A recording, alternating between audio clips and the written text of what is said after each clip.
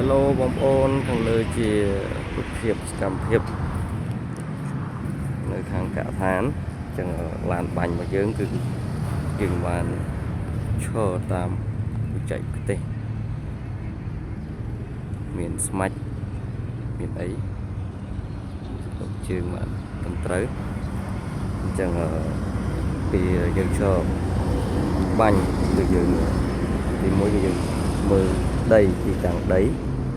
តែដីដែលយើងត្រូវឈរជើងនេះវាត្រូវទម្ងន់ឡានយើងបានអត់ហើយជើងតម្រៃវាយើងបោះអស់អត់បន្ទាប់មកយើងពេលឈររួចយើង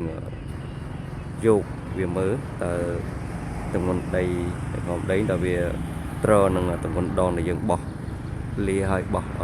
ទៅចាក់នៅទីតាំងកឋានអញ្ចឹងព្រោះស្ថានភាពដីនេះគឺយើងអាចត្រូវទម្ងន់ឡានយើងបានអត់មានបញ្ហាទេអរគុណ